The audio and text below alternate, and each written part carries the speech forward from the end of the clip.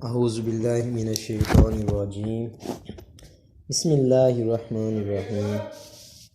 Last time हमने पढ़ा था set of real numbers and their properties. हमने सुप्रीमम के बारे में डिस्कस किया था, इन्फीमम के बारे में डिस्कस किया था, अपर बाउंड्स के बारे में डिस्कस किया था, लोअर बाउंड्स के बारे में डिस्कस किया था। कोई भी सेट हो, जब हमने अगर वो अपर बाउंडेड हो और हम उसका सुप्रीमम देखना चाहते हैं तो वो किस तरह देखते हैं। कोई भी सेट दिया गया हो, वो अपर बाउंडेड हो, तो हम सबसे पहले उसके सारे के सारे अपर बाउंड्स निकालते हैं। फिर उसकी जो कम से कम वैल्यू होती है वो उसका कहलाता है सुप्रीमम। इसी तरह जब हम इन्फीमम के बारे में बात करते हैं, कोई भी सेट हमें जब दिया गया हो तो हम सारे के सारे उसके लोअर बाउंड्स निकालते हैं और उन लोअर बाउंड्स की जो मैक्सिमम वैल्यू होती है वो उस सेट का कहलाती है इन्फीमम। ये हम पहले से डिस्कस कर चुके हैं। आज का जो हमारा टॉपिक है वो है completeness property of real number.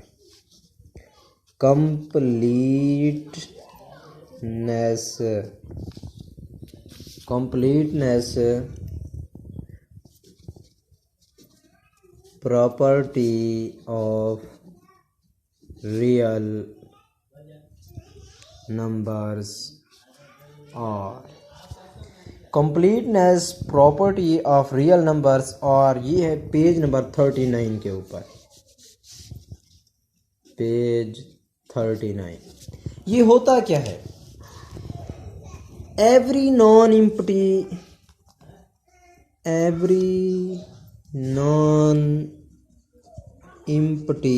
set of real numbers that has an upper bound also has a supremum.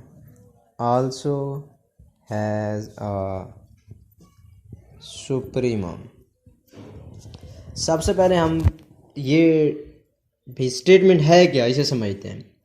Every non empty set of real numbers that has an upper bound also has a supremum. इसका मतलब क्या है? इसका मतलब ये है, कोई भी सेट हमें दिया गया हो जो इसका अपर बाउंड हमें पता हो तो उसका हम सुप्रीमम भी निकाल सकते हैं। जिसका हमें अपर बाउंड उसके बारे में पता हो तो हम उसका सुप्रीमम हमें मिल जाएगा। उसका कोई भी सेट हो जिसके अपर बाउंड्स का हमें पता हो तो हम उसका सुप्रीमम निकाल सकते हैं। मिसाल के तौर पर हमारे पास एक सेट है S, x belong to S such that 2 less than x, x less than 3। ये हमारे पास एक सेट है S such that x belong to S. इसमें कैसे एलिमेंट हैं? जो 2 से बड़े हैं और 3 से छोटे हैं। ये एक इंटरवल बनेगा s इज इक्वल टू 2 और 3। एक ओपन इंटरवल हमारे पास बनेगा। इसके अब हमें अपर बाउंड के बारे में पता है। इसके 3 से बड़े जितने भी एलिमेंट्स हैं, जितने भी रियल नंबर्स हैं, वो सारे इसके कहलाते हैं अपर बाउंड्स। अब इसके अपर बाउंड्स के बारे में जब हमको पता है तो हम इसका सुप्रीमम आसानी से निकाल सकते हैं। इसका सुप्रीमम क्या होगा? हम पहले से ही सुप्रीमम के बारे में डिस्कस कर चुके हैं डिटेल से।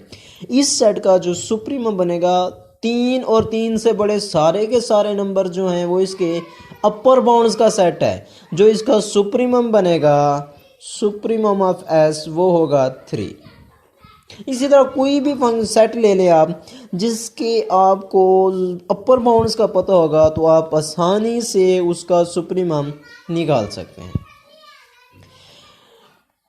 इसके बाद कोई भी हमें सेट दिया गया हो, if we have any non empty set S, अगर हमारे पास कोई भी नॉन एम्प्टी सेट एस है तो हम इसके नेगेटिव सेट कैसे लेते हैं, इसका नेगेटिव सेट कैसे लेते हैं, और इस सेट एस के सुप्रीमम और इन्फीमम का इसके नेगेटिव सेट माइनस एस के दरमियान क्या ताल्लुक होगा।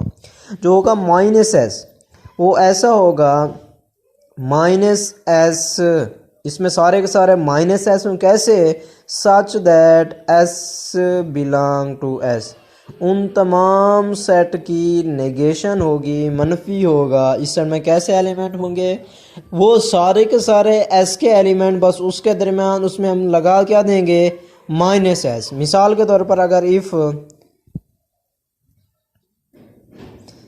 लेट ऊपर वाली एग्जांपल लेते हैं, s is equal to 2 3, minus S से क्या मुराद है, इस सेट के सारे एलिमेंट्स की आपने साइन चेंज कर देना है। जो माइनस एस होगा वो होगा -3 और -2, -3 और -2 क्या होगा, -3 और -2। अब ये आपने ये देखना है इस s और माइनस एस के सुप्रीमम और इन्फीमम के दरमियान क्या रिलेशन है। s और माइनस एस के सुप्रीमम और इन्फीमम के दरमियान क्या रिलेशन है। सुप्रीम इन्फीमम ऑफ s क्या है, इन्फीमम ऑफ s है 2, supremum of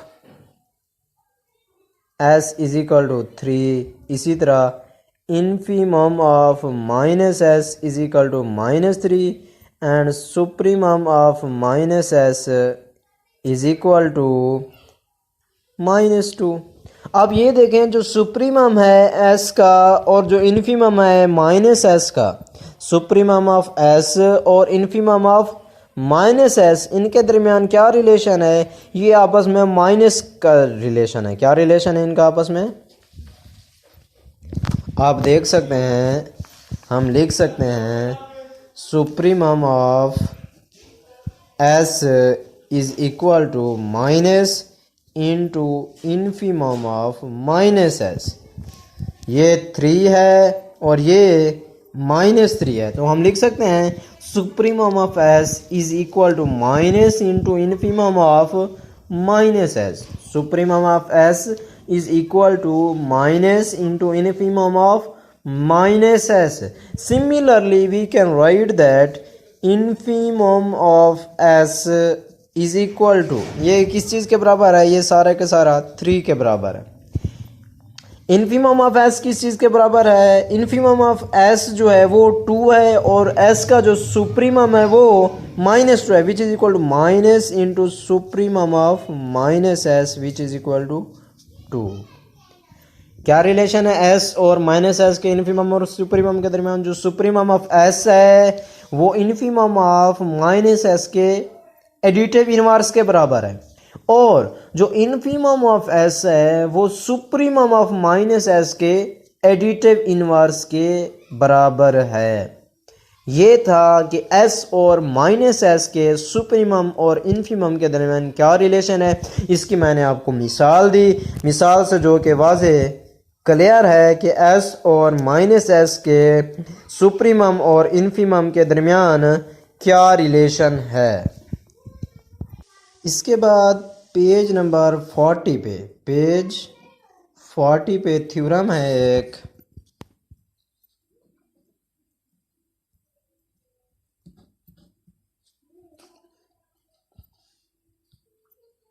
let S be a non-empty set, let S be a non-empty set। S जो है कोई भी नॉन एम्प्टी सेट है, S be a non-empty subset of R, subset of R that is bounded above, that is bounded above, and let A belong to R, A कोई भी real number है, then supremum of A plus S is equal to A plus supremum of S. क्या है theorem हमारे पास? Let S be a non empty subset of real number R. S जो है कोई भी रियल नंबर्स के सेट का सबसेट है दैट इज बाउंडेड अबव, जो अबव बाउंडेड है, यानी कि जिसका सुप्रीमम एग्जिस्ट करता है और जिसके अपर बाउंड्स के बारे में हम बता सकते हैं। Let A belong to R, A कोई भी रियल नंबर है, then supremum of A plus S is equal to A plus supremum of S. सबसे पहले हमको सेट एस और ए प्लस एस के बारे में पता होना चाहिए। अगर एस कोई भी सब सेट है रियल नंबर आर का, then A plus S is equal to A plus S such that S belong to S. A plus S में क्या होगा? उन सारे के सारे जो एस के मेंबर्स हैं, जो भी एस के मेंबर, उन सब में हम ए ऐड करते जाएंगे, जमा करते जाएंगे। जो भी हमारे पास सेट आएगा वो ए प्लस एस जो है ना सेट बनेगा। सब एस के जितने एलिमेंट्स हैं उन सब में हम ए ऐड कर देंगे। Let u is equal to supremum of S. क्यों? एस जो है बाउंडेड अबव है। अगर एस बाउंडेड अबव है तो अभी हमने completeness property of real number पढ़ा है, तो हम उसके सुप्रीमम के बारे में बता सकते हैं। तो हमने सपोज कर लिया जो एस का सुप्रीमम है वो u के बराबर। इसका मतलब क्या है? इसका मतलब ये है इस एस के जितने एलिमेंट्स होंगे वो इस एक्स से लेस होंगे या एक्स के इस u के बराबर होंगे। This implies X less than or equal to U for all X belong to S. इसका मतलब यही होगा ना कि अगर ये u इस s का सुप्रीमम है तो इसका मतलब है इस s के सारे एलिमेंट इस u से कम होंगे या इस u के बराबर हो सकते हैं। क्लियर हो गया? अच्छा जी, इसका मतलब है ये एक हमने और प्रॉपर्टी पढ़ी हुई है। अगर कोई भी real number a, if this implies a plus X less than or equal to a plus U for all a belong to r। कोई भी रियल नंबर हो, हमने तो कोई एक लेना है ना, इस a की बात कर रहे हैं।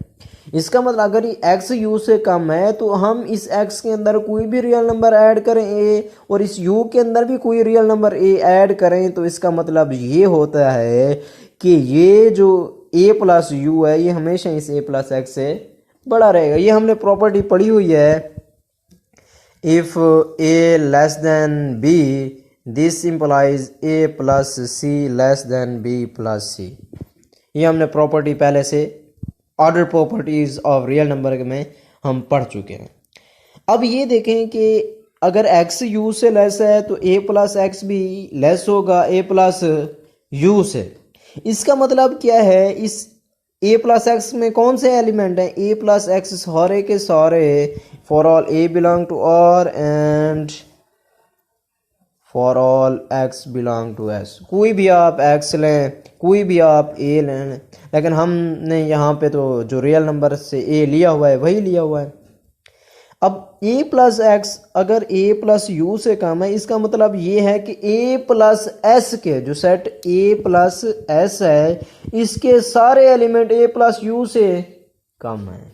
दोबारा गौर करें, अगर a प्लस एक्स में ऐसे एलिमेंट है ना, यानी कि a प्लस एस की जगह पे x आ गया ना, for all x belong to s कहना है। इसका मतलब ये है इस सेट a प्लस एस के सारे एलिमेंट जो हैं वो इस a प्लस यू से कम हैं। a प्लस एक्स के सारे एलिमेंट a प्लस यू से कम है, तो इसका मतलब ये है जो a प्लस यू होगा ये a प्लस एस का अपर बाउंड होगा। बात समझ में आई है ना? a प्लस एक्स से मुराद है ये a प्लस एस के एलिमेंट हैं, यानी कि a प्लस एस के अगर सारे एलिमेंट a प्लस यू से कम है तो इसका मतलब है ये a प्लस यू जो होगा ये a प्लस एस का अपर बाउंड होगा। This implies A plus U is an upper bound of A plus S. इसका क्या मतलब होगा, अगर A plus X less than और equal to A plus U है, यानी कि A plus set A plus S के सारे एलिमेंट ए प्लस यू से कम है, तो इसका मतलब ये है ए प्लस यू जो है ये अपर बाउंड है किसका, सेट ए प्लस एस का। अगर ये अपर बाउंड है, अगर ये A plus you upper bound है, तो इसका मतलब है जो सेट ए प्लस एस का सुप्रीमम होगा वो इस ए प्लस यू से कम या इसके बराबर होगा। अगर ये A plus U A plus S का है अपर बाउंड, तो इट मीन्स दैट इस ए प्लस एस का जो सुप्रीमम होगा वो इससे कम या इसके बराबर हो सकता है, यही है ना। तो इसका मतलब ये हुआ supremum of A plus S less than और equal to A plus U, यही हुआ ना, क्योंकि हमेशा जो सुप्रीमम होता है वो अपर बाउंड से कम या उसके बराबर होते हैं। हम इसे कह देते हैं कि ये इक्वेशन नंबर 1 है। Now we suppose that v is any upper bound of a plus S. Let v is any upper bound of set a plus S. v हमने अब सपोज कर लिया कि v जो है ए प्लस एस सेट का कोई upper bound है। अगर कोई अपर बाउंड है तो इसका मतलब ये है ए प्लस एस के सारे एलिमेंट क्या होंगे, इस वी से कम होंगे, यही है ना। वी अपर बाउंड है ए प्लस एक्स का, अगर ए प्लस एस का वी अपर बाउंड है तो इसका मतलब इस ए प्लस एस के सारे एलिमेंट इस वी से कम होंगे। इसका मतलब क्या है, A plus X less than और equal to V for all X belong to S. A plus S में इसी तरह के एलिमेंट होंगे ना, ये वी से क्या होंगे, कम होंगे, ये वी से कम होंगे। ए प्लस एक्स लेस देन और इक्वल टू, हम कह सकते हैं ना वी। अगर A plus X less than और इक्वल टू वी, हम इस ए को उस साइड पे लेके जाएं तो क्या बनेगा, this implies X less than और equal to V minus A for all X belong to S. इसका क्या मतलब है, इस ए को उधर लेके गए हैं तो ये माइनस का हो जाएगा ना, तो इसका मतलब है एक्स लेस देन और equal to V minus A for all X belong, यानी कि इसका मतलब ये एक्स के सारे एलिमेंट वी माइनस ए से कम है। क्या मतलब है इसका, एक्स एस में से है ना कोई भी मेंबर हो, for all X belong to S, इसका मतलब ये है कि इस एस के सारे एलिमेंट वी माइनस ए से कम है। अगर एस के सारे एलिमेंट वी माइनस ए से कम है, इसका मतलब ये वी माइनस ए इस एस का कोई अपर बाउंड है, क्योंकि इसके सारे एलिमेंट वी माइनस ए से कम है। तो इसका मतलब ये है V minus A is any upper bound of the set S, क्योंकि v माइनस ए से s के सारे एलिमेंट कम है। अगर s के सारे एलिमेंट v माइनस ए से कम है तो इसका मतलब है v माइनस ए इस सेट s का कोई अपर बाउंड है। अगर ये v माइनस ए इस सेट s का अपर बाउंड है तो इस सेट s का जो सुप्रीमम होगा वो इस v माइनस ए से कम ही होगा या इसके बराबर होगा, ऐसा है ना।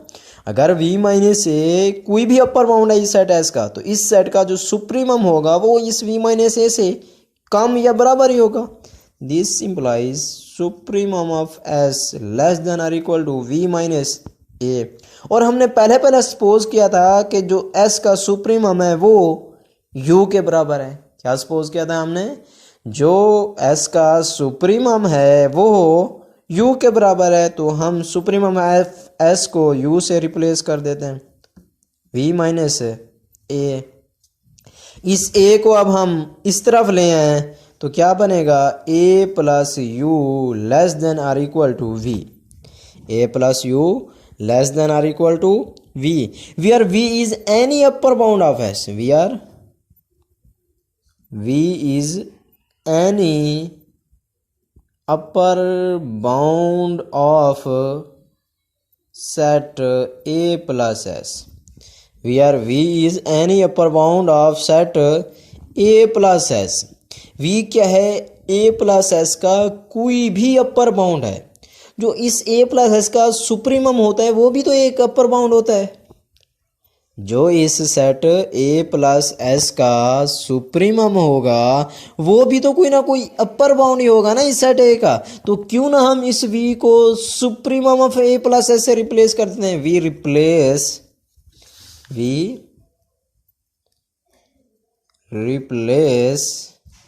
We by supremum of A plus S. क्यों, वी कोई भी अपर बाउंड है ना, कोई भी अपर बाउंड है, तो जो supremum of A plus S होता है वो भी तो अपर बाउंड होता है। तो इसका मतलब है ये हर अपर बाउंड से ए प्लस यू छोटा है, तो इसका मतलब वो सुप्रीमम से भी छोटा होगा। तो this implies A plus U less than और equal to supremum of A plus S. A plus U less than और equal to supremum of A plus S. इसे हम 2 का नाम दे देते हैं। अब हम बाई 1 एंड 2, 1 हमारे पास क्या था, supremum of A plus S less than और equal to A plus U, और ए प्लस यू जो है वो लेस है supremum of A plus S से। Supremum of A plus S less than और equal to A plus U, और A plus U किससे लेस है, सुप्रीमम ऑफ ए प्लस, यानी कि ए छोटा है या बराबर है बी के और बी छोटा है बराबर ए के हो, तो हम लिख सकते हैं ए और बी आपस में क्या है, बराबर। तो दिस इंप्लाइज बाई 1 एंड 2 से क्या है, supremum of A plus S is equal to A plus U. 1 and 2 से हम कह सकते हैं ना कि ए प्लस एस का जो सुप्रीमम है वो ए प्लस यू के बराबर है, और u क्या है, वो है सुप्रीमम ऑफ s। तो इसका मतलब ये हुआ supremum of a plus S is equal to A plus supremum of s। यही है ना, अगर supremum of a plus S is equal to A plus U, और u क्या है, वो सुप्रीमम ऑफ s है, तो हमने u को सुप्रीमम ऑफ s से रिप्लेस कर दिया। यही हम शो करना चाहते थे कि supremum of A plus S is equal to A plus supremum of S. उसके बाद जी पेज नंबर 41 पे है बाउंडेड फंक्शन। बाउंडेड फंक्शन क्या होता है, बाउंडेड फंक्शन ये होता है अगर कोई भी फंक्शन है हमारे पास f, let f x to y be a real valued function। f कोई भी हमारे पास रियल वैल्यूड फंक्शन हो तो हम कहते हैं ये जो f है ये अपर बाउंडेड है। देन वी से that f is bounded above if range of f is bounded above set। क्या है, हम किस तरह कहते हैं f कोई भी रियल वैल्यूड फंक्शन हो, then we say that f is bounded above, अगर जो इस f की रेंज का फंक्शन है वो बाउंडेड अबव सेट हो। रेंज भी तो एक सेट होता है ना किसी भी फंक्शन की। जब हम डोमेन और रेंज को डिस्कस करते हैं तो डोमेन भी एक सेट है और रेंज भी एक सेट है। ये फंक्शन f बाउंडेड अबव होगा अगर हम ये कह दें कि इस सेट f के जो रेंज है का जो सेट है, इस सेट f की जो रेंज का सेट है अगर वो बाउंडेड अबव सेट है, then function f itself is bounded above। दूसरे लफ्ज़ में यहाँ हम एक और शर्त लगाते हैं, f is bounded above if f of x less than or equal to k for some k belong to R, then we say that f is bounded above। या रेंज ऑफ f जो है वो bounded above set हो, या f for all x belong to x। Domain x के हर element पे जो f की वैल्यू है वो इस k से कम हो तो फिर हम कहेंगे ये जो f है ये बाउंडेड अबव है। उसके बाद होता है कोई भी फंक्शन बाउंडेड अबव तो हो गया, उसके बाद बाउंडेड बिलो कैसे होगा? Bounded below, we say that function f is said to be bounded below if range of f is bounded below set। कोई भी function f is said to be bounded below if range of f is bounded below set। अगर जो function f की range है वो bounded below set हो, फिर हम कहेंगे जो फंक्शन f है ये बाउंडेड बिलो है। या दूसरे लफ्ज़ों में हम ये भी कह सकते हैं f is said to be bounded below if k less than or equal to f of x for all x belong to R and x belong to x domain से, x belong to x domain से हो and k belong to R, some k belong to R, और R से हमें कोई ऐसा element मिल जाए जिससे इस x के ऊपर कोई भी आप डोमेन से x लें, इस f की जो वैल्यू है वो हमेशा बड़ी रहे, वो हमेशा बड़ी रहे, तो हम कहते हैं ये जो फंक्शन f है ये बाउंडेड बिलो है, बाउंडेड बिलो। समझ आ गई? बाउंडेड अबव और बाउंडेड बिलो कैसे होता है? क्या है, हमारे पास कोई भी सेट हो वो बाउंडेड अबव होगा अगर उसके लिए हमें एक कांस्टेंट मिल जाए कि उस डोमेन पे उस फंक्शन की सारी वैल्यूज़ उस कांस्टेंट से कम हो, और अगर ऐसा कांस्टेंट मिल जाए जिससे उस सारे की सारी उसके जो रेंज की वैल्यूज़ आएंगी वो बड़ी हो, तो हम कहते हैं ये बाउंडेड है, बिलो है। कोई भी फंक्शन बाउंडेड उस वक्त होता है जब वो बाउंडेड अबव भी हो और बाउंडेड बिलो भी हो। Function f is said to be bounded if f is bounded above and bounded below। Function f is said to be bounded if f is bounded above and bounded below। अगर वो bounded above भी हो और bounded below भी हो, फिर हम कहते हैं कि फंक्शन f जो है ये बाउंडेड फंक्शन है। या इसके लिए भी हम एक शर्त लगाते हैं कि इस f का f ऑफ x का मॉड लेस देन और equal to k for all x belong to x and some k belong to r। अगर मॉड की वैल्यू जिनके वो चाहे बड़ी हो या छोटी, अगर f ऑफ x का मॉड लेस देन और इक्वल टू k है तो फिर हम कह देते हैं कि ये फंक्शन f जो है ये बाउंडेड है। ये फंक्शन f क्या है? बाउंडेड फंक्शन है। मैं इसकी आपको एक मिसाल देता हूँ। इसकी मिसाल, लेट्स सपोज हमारे पास एक फंक्शन है f जिसके डोमेन का सेट है 1 व 2 और रेंज का सेट जो है वो रेंज ऑफ f जो है वो सब सेट है रियल नंबर की। और f ऑफ x डिफाइंड कैसे है? f of x is equal to x square for all x belong to 1 व 2। अब डोमेन 1 व 2 है ना, तो अब हम डोमेन की जगह पे x की जगह पे 1 व 2 लगाएंगे।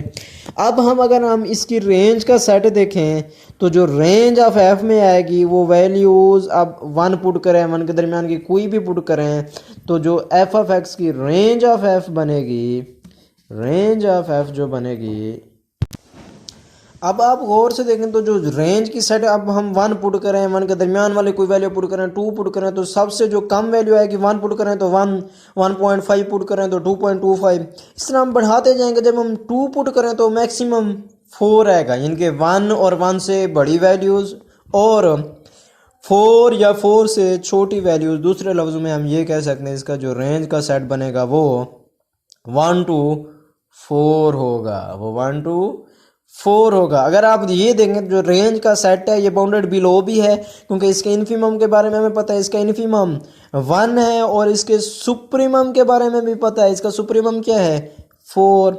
अब एफ जो रेंज ऑफ एफ जो है वो बाउंडेड बिलो भी है और बाउंडेड एबव भी है। इसका मतलब क्या है, जब रेंज बाउंडेड एबव भी है, रेंज बाउंडेड बिलो भी है, तो फंक्शन एफ भी बाउंडेड एबव भी है और बाउंडेड बिलो भी है। इसका मतलब यह है कि जो ये जो एफ है, F is bounded function, F is bounded function. दूसरे लफ्ज़ों में अगर हम ये मॉड वाली कंडीशन देखें तो मॉड वाली कंडीशन कैसे, इस सेट में इस एफ के केस में हमें के क्या मिलेगा, ये अगर हम गौर से देखें तो हम एक्स की कोई भी वैल्यूज़ पुट करें तो हम लिख सकते हैं कि F of X less than or equal to 4 for all X belong to 1 व 2। हम इस इंटरवल से कोई भी x की वैल्यू लें तो वो हमेशा 4 से कम ही रहेंगी। आप मॉड लेके चेक कर लें, या 4 के बराबर हो जाएंगे। तो हमें एक कांस्टेंट k यानी कि 4 मिल गया कि f ऑफ x की सारी वैल्यूज़ इस डोमेन के ऊपर इस 4 से कम है। इसका मतलब ये है कि ये f is bounded function, f is bounded function. ये था हमारा आज की क्लास, जिसमें हमने supremum of A plus S is equal to A plus supremum of S के बारे में पढ़ा, बाउंडेड अबव और बाउंडेड बिलो के बारे में पढ़ा, फंक्शन के बाउंडेड अबव और फंक्शन के बाउंडेड बिलो के बारे में पढ़ा, फंक्शन की बाउंडेडनेस को हमने डिस्कस किया। नेक्स्ट लेक्चर में हम पढ़ेंगे अर्शमीदियन प्रॉपर्टी। इसके लिए आप पेज नंबर 42 और 43 को देख लेंगे। ओके जी, अल्लाह हाफिज़। अगर कोई पॉइंट हो, कोई बात समझ ना आई हो तो आप मेरे साथ रब्ता कर सकते हैं। ठीक है जी, अल्लाह हाफिज़।